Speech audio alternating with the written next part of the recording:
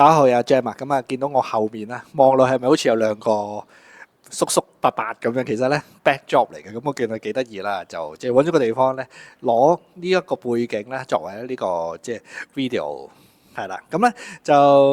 anyway 咁啊，即係咧講翻即係呢條片嘅正題先。咁啊，其實咧早上咧同大家咧分享下咧，即係一位朋友嘅經歷嘅。咁佢嗰個情況咧就話咧，即係好中年啦，40歲啦，都差唔多。即係接近有4字頭㗎啦，咁咧做銀行 IT 咧10幾年㗎啦，咁就去年6月就失業啦，一直揾工都揾唔到啊，咁啊仲要咧呢排失戀，咁好啦，去到年初二啦，咁一班咧親戚朋友咧食開年飯，咁啊男人咧即係呢個事主就喺度吐苦水啦，就話咧，唉，我呢8個月咧都唔係日日咧有工咧可以即係申請到啊。咁而且啲工咧都係即係只見過3次啊！即係我諗佢意思就係由佢失業到而家有即係都有3個面試啦。咁而咧即係做寫字樓清潔嘅舅母聽完之後咧，反應咧就好大。佢話吓，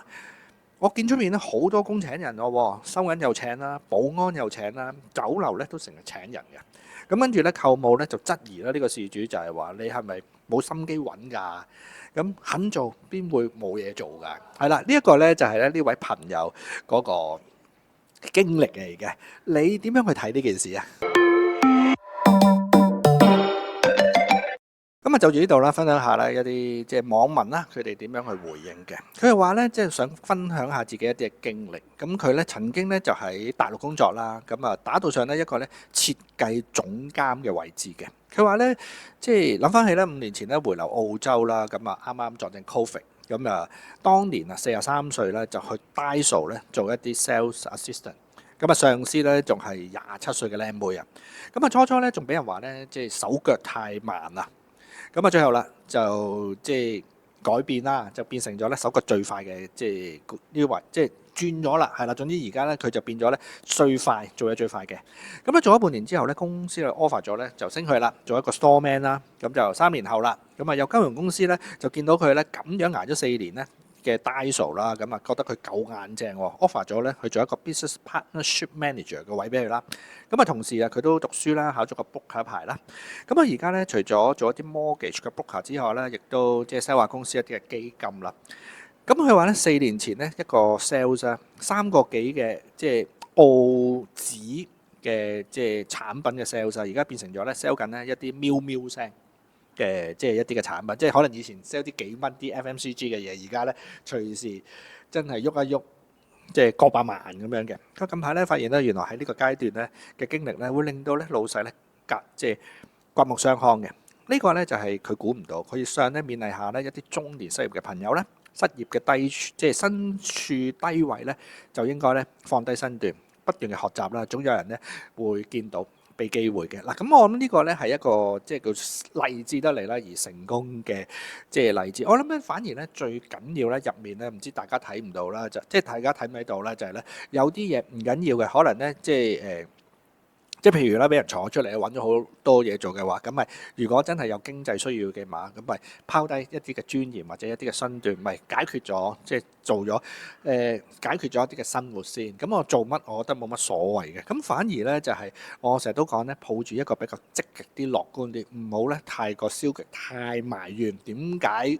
即係自己係一個受害者啦，咁反而咧，我覺得咧呢一個咁嘅即係叫正面啲嘅態度啦，我唔知大家相唔相信啦，即係咧上天咧係會俾翻一啲嘢你，因為咧我最近睇一樣嘢咧就係啦，如果咧你想咧得到咧呢個世界咧最好嘅嘢，首先咧你就要呈現咧一個咧最好嘅自己，咁啊上天咧就會接收到嘅。咁其實呢一度都係嘅，你能唔能夠咧俾？即係呢個宇宙啦，呢個上天啦，就睇到其實你自己咧都肯搏肯捱，只係咧未有機會啫。係啦，咁其實咧，如果你係有呢個心態嘅話，我相信咧機會咧遲早咧都會降臨喺大家身上嘅。咁好啦，另外一位朋友佢又分享啦，佢係過來人嚟嘅，即係佢話而家咧 IT 咧所做到嘅嘢咧，大部分咧都係 AI training sample 入面咧其中一粒沙，咁啊要接受咧科技進步啦。即係好多 IT 人咧，好多行業嘅人才咧，都已經唔值錢啦。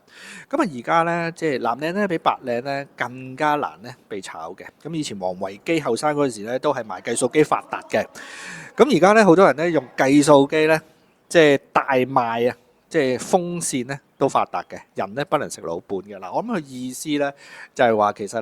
咧我哋要識轉咯，因為始終可能某一啲時代興嘅係真係揾到錢嘅，但係你唔能夠一本天書睇到老，即係托撐都要識轉博，都要識去轉變，因應咧而家個市場狀況咧而去釐定嘅。咁所以咧，即係我諗呢一度咧個朋友咧，即係想講咧就係咧要識去靈活變通啦，唔好太過死固固啊。嗱，好啦，另外一位朋友就係話咧，即係咧佢話咧佢想分享下佢老公咧都係一個即係有啲勵志嘅 case。佢話5年前咧喺香港咧被炒咗之後啦，就去咧英國嗰邊，即係賣咗層樓啊，去咗英國啦。咁咧就即係又俾佢咧喺嗰陣時咧將賣樓嘅錢咧，佢咧就話25% 就買咗Nvidia， 25% 咧買過 Microsoft， 所以而家咧基本上咧有錢過咧普通醫生嘅，加油啦，係啦。咁呢一個又另外一樣嘢啦，即係大家會唔會睇到就係咧，如果有即係可以俾你投資嘅錢嘅話，會唔會咧即係到多少少？即係可能槓桿翻你啲錢，就唔好咧，淨係擺喺銀行啦，係啦。咁即係呢啲可能咧多一個嘅收入嘅來源，就唔好咧，即係俾一份嘅工作咧捆綁咗啊。咁好啦，另外咧有一個就話咧，阿舅我講嘅嘢咧都唔係錯晒嘅，有心咧揾一定揾到嘅，只係咧可能咧要轉行。佢話咧佢自己咧做開 IT support 啦，早7、8年前咧都考咗個保安牌，打算咧做下 part time。咁當佢話咧都有去過一啲咧商場做保安嘅，做下咧有人覺得咧佢外形唔錯喎，就介紹咗去咧即係一啲名店裏面咧做保安啦，人工咧就真係唔錯噶。但係咧要長時間企咧就辛苦啲，咁捱下咧都習慣咗啦。咁之後因為移民潮啦，又入翻 IT 啦，咁人工咧仲好過之前嘅。咁講真啦，即係不妨讀個即係保安牌啦、安全牌啦，keep 住有嘢做啦，個人咧冇咁頹啊。嗱，我覺得呢位朋友咧，另外咧係即係一個咧勵志嘅 case 嘅分享，因為始終咧就係有時咧 timing 唔啱。就唔啱嘅話，你夾硬咧去做，亦都未必好。咁所以咧，佢反而咧轉一轉喎，OK，行下另外一邊嘅，最緊要唔好原地踏步。咁佢又反而咧有一啲嘅機遇出現咗，仲要係咧重蹈翻咧，即係入翻咧以前咧做開嗰個即係行業。咁所以有時都係嘅，特別係即係有啲嘅 IT 朋友啦。如果而家真係即係揾唔到工啊，係啦，即係真係即係揾唔到嘅話，不如試下轉一轉啦。可能咧睇下其他嘢，做下其他啊，有機會咧就唔排除。好似呢位朋友或者頭先個朋友都係嘅，即係有啲類近咧，就係咧機遇嘅嘢咧，你唔知幾時咧會出現。但係最緊要係咧自己即係叫 explore 下，俾嗰個能見度，俾多啲人咧見到嘅話，唔排除真係身邊可能邊個原來係老闆啊，邊個原來係啲高層，見你咁積極咁努力嘅話，可能咧真係有一啲嘅機會嘅出現，亦都唔奇啊！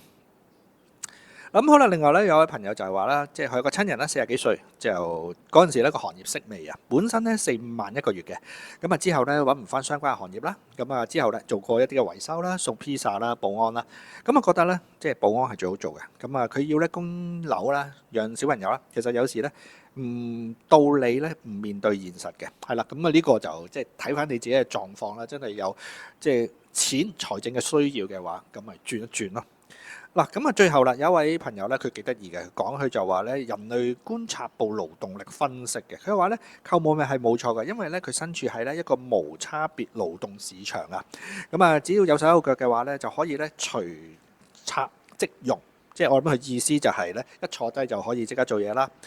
咁咧，佢話咧做咗10幾年嘅即係銀行 IT 啦，個人咧價值已經變咗咧高度客製化嘅資產啊！咁叫佢去做保安啦、收銀啦，等於咧叫人咧將一部咧頂配嘅 server 咧當成咧一部計數機咁用，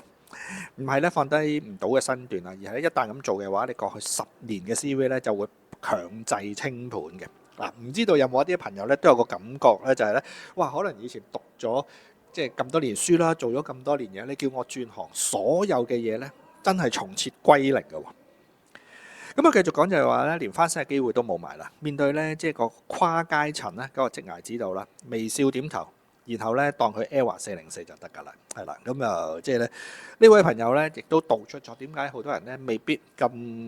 願意拋下嗰個身段，放低個尊嚴咧，嗰個原因就係咁樣嘅。唔知道你哋會唔會都有呢個諗法啊？咁好啦，咁我自己咧點樣去睇呢位朋友佢嗰個經歷嘅？嗱，首先咧我喺度咧，不如講下咧，即係點解咧銀行業啦，特別係 IT 嗰邊咧咁難揾工嘅，係啦。咁如果有一啲嘅朋友咧，都係從事呢一個行業，甚至乎咧呢一個即係範疇嘅話，亦都可以分享下嘅，即係一啲嘅內情啊。嗱，我大致上咧就好即係overview 啦成件事啦，咁其實咧你會即係睇到咧銀行嗰個行業咧係收窄啦，招聘咧亦都放緩咗，因為始終咧就係喺呢幾年裏面啦，嗰個經濟環境啦，咁啊令到咧成個招聘咧成個即係lead time 咧放慢咗好多啊，特別係咧即係啲中後台啦、技術一啲嘅職位裏面啦，咁啊更加審慎之嘛喺成個過程，咁啊拉得好長啊，即係成個即係嗰個過程嚟講，合規啊、風險部門嘅審查啊、人格同埋一啲咧行為測試啦，咁啊等等呢啲嘢啦，導致到咧好多一啲即係咧人才啦，一啲嘅即係求職者啦，寧願咧去一啲比較簡化啲嘅即係行業啊，或者競爭對手裏面咧去做，因為始終就係即係其實如果你係一啲好優秀嘅求職者嘅話，我好相信咧佢唔會淨係得你手頭上一個面試，可能一有好幾個選擇。咁冇嘅，如果大家即係價錢又差唔多，發展前景差唔多嘅話，咁點解即係有一個出 offer，有一個可能咧你搞成個幾兩個月都係仲見得個見字嘅話，咁我哋咪離開咪走咗咯。咁所以咧導致到咧即係咧喺即係選擇嘅過程裏面咧好嚴謹啦。咁好多一啲求職者唔係冇工見嘅喎，有嘅喎，只不過可能咧見完之後咧又係得個吉。咁當然啦，另外一樣嘢咧就係啲技術轉型啦，同埋技能嘅要求啦。因為始終咧傳統嗰個銀行 IT 咧嗰個需求係下降緊㗎。咁而家好多銀行都開始去外判啊，用好多個雲端啊，甚至乎咧喺一啲即係網絡安全啊、數據分析 AI 嘅應用嘅話咧，都比較廣泛啲咧去即係轉變啊。咁所以咧好多一啲嘅技能上，如果嗰個即係員工嘅唔能夠咧去更新翻，去貼近翻咧而家市場嗰個知識需求嘅話咧，冇㗎，就被淘汰咯。咁就同埋我亦都見到，即係前排有啲朋友都係，佢都講佢話咧，而家咧跟唔到啊，即係跟唔到咧，而家出面咧，即係嗰個節奏啊，加上咧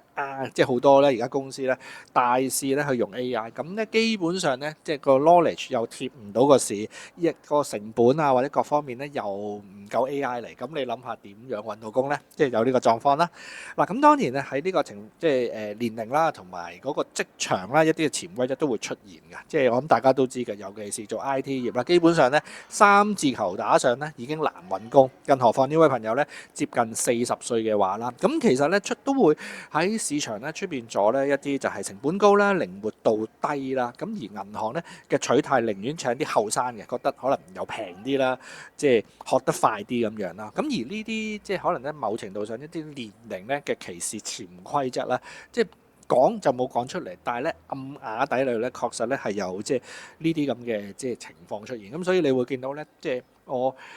普遍啦，我見啦一啲咧做 IT 嘅朋友，通常咧30零歲打後嗰啲咧，好多咧都揾唔到嘢做。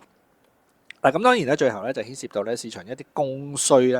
唔平均嘅問題啦。因為始終咧香港 IT 嘅人才好多啊，但係銀行業咧招聘咧嗰個名額確實有限啊。咁好多人咧都集中咧競爭一啲即係好少量嘅職位咧，面試咧即係自然少嘅。咁啊，再加上咧而家銀行嘅 IT 職位咧，通常咧都係咧有即係頭先嗰位朋友所講嘅即插即用嘅經驗，即係咧坐低就要識㗎啦。咁啊，唔太即係花時間啦，或者花資源啦去培訓一啲新人啊，或者轉型嘅人。咁即係咧，其實咧 IT 就好多，但係咧你要適合咧即係做到 IT 嘅職位咧就好少，因為始終咧即係以我理解啊，IT 個 model 同你 commercial 個 model 入面都好唔同，因為入面可能牽涉到好多一啲即係法規啊，或者好多一啲嘅即係一啲嘅某啲嘢咧去限制咗啊，咁啊導致到咧好多即係有一啲咧做咗銀行業出唔翻嚟 commercial， 調翻轉有啲 commercial 嗰啲咧亦都入唔到咧去銀行業，導致到咧就好似有個斷層嗰個即係出現啦。咁所以你會即係睇到咧就係點解出面好多 IT 或者咩點解入唔翻去，或者佢做咗呢個朋友做 IT 點解出唔翻去咧？個原因咧就係喺呢度嘅。嗱，呢度咧就係咧我一啲叫做 in general 啦去睇即係點解一啲銀行 IT 嘅朋友咁難揾工？咁如果有一啲真係從事開呢啲範疇嘅，即係銀行業 IT 嘅朋友嘅話，你都可以講下即係仲有啲咩原因咧？點解咧咁難去揾工嘅？另外一點咧就係喺購務嘅角度裏面啦，咁你見到入面都講啦，佢話咧既然都揾唔到工啦，就唔做其他馬死落地行啦。咁其實咧購務佢嗰個角度出發咧，亦都冇錯喎，因為始終咧就係佢睇到嘅嘢就係、喂見到個阿細侄。即係冇嘢做喎，咁點解唔做下其他嘢呢？咁你仲死咕咕不斷即係喺度待業，咁不如揾份工好過啦，好過冇嘢做啦。咁佢嘅角度係冇錯嘅，咁但係呢，你要記住購務都可能唔知道本身事主好努力喎，日日都揾工喎，咁你唔知道佢花咗幾多心機時間，唔知啦。同埋第二，購務亦都未必熟悉，可能而家個銀行 IT 業嗰個環境，原來頭先咧好多一啲即係行業收窄啊、招聘慢啊、技術轉型呢啲，都導致到揾唔到工嘅話，坦白講咧，我覺得咧購務亦未必知道咧咁清楚嗰個行情，因為始終你見購務佢都話佢即係個背景都係做寫字樓清潔嗰啲，咁可能咧佢嗰個範疇未必真係熟悉到咧銀行業呢一樣嘢，咁所以咧某程度上咧購務咧講出呢一啲嘅説話咧，其實咧佢係冇錯嘅喎，喺佢角度，只不過咧就係咧大家有個信息差，咁導致到咧好似有一個咧。即係好尷尬啊，好難堪啊嗰個局面出嚟。咁但係咧，你問我最終咧，購務都係出自咧，即係關心嘅角度嘅。即係我自己會睇，我唔覺得購務咧，即係做錯咗啲咩嘅。另外一樣嘢咧，就係牽涉到咧事主啦，呢位男士啦，因為咧佢其實咧係一個好典型咧呢一排咧成日咧會出現嘅情況。因為如果大家有留意我嘅即係 video 啦，最近咧都有咧即係幾個 case 都係關於咧 IT。即係失業揾唔到工嘅朋友，咁我諗咧佢係其中即係一份子咁樣嘅，咁再加上年齡嘅關係啦，咁就即係仲要係咧面臨失戀，即係其實佢嗰個壓力咧，可能咧已經即係唔單止喺個工作求職嗰方面啦，亦都牽涉到咧感情嗰方面，咁所以咧其實咧雙重打擊之下啦，咁佢有即係可能有啲心情唔係咁理想啊，或者咧即係仲要遇到咁嘅親戚咧，可能咧即係所謂一啲比較叫做咁直接嘅對待啦，覺得唔舒服咧，亦都即係不足為奇嘅。嗱，咁我最後咧就即係想講多樣嘢咧，就牽涉到咧即係啲人即係而家藍領嘅工作啦嗰個情況，因為始終咧就係頭先有一位求職者咧，我都覺得咧係好值得去思考嘅，就係咧大家會唔會有個諗法，就係可能咧我以前咧即係咧。咁多年書啦，做咗咁多年嘢，你叫我轉行嘅話，即係咧將我以前咧所有嘅武功咧廢晒佢嘅。我唔知咧你會唔會有嗰個即係諗法？咁我自己一個睇法咧就係咧嗱，其實呢個牽涉到咧唔係你願唔願意，係咧你需唔需要嗰樣嘢。因為始終咧就係如果你連生活都生活唔到嘅話，你以前所謂嘅武功，即係嘅經驗啦，累積翻嚟有咩用啊？係咪先？咁所以咧，我諗咧最緊要一樣嘢咧，就係咧你嗰個情況。如果咧你自己真係好大財政壓力，影響到生活嘅話，咁我覺得啲武功咪暫時擺埋一邊咯。因為始終你見到好多一啲 case 咧，就係咧好多人都係㗎，即係有時 timing 唔啱就唔到嘅話，就係就唔到。咁可以點樣啊？咁咪即係轉一轉先咯，轉一轉搏做下其他嘢先啦，生存到先。你生存到嘅話，先至咧去追求所謂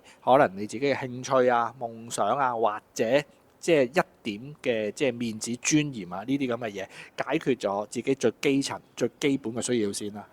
係啦，咁呢個咧就係咧我自己咧就住咧呢位朋友咧嗰個背景啦，或者嗰個 case 一啲嘅睇法嘅。你哋又有啲咩睇法咧？嗱，咁好啦，咁大致上咧想溝通嘅嘢咧就差唔多啦。如果你哋有啲咩諗法或者有啲咩想分享嘅話咧，留言我哋可以再交流下。咁咧時間就去到呢度，我哋下個 video 再同大家見面，拜拜。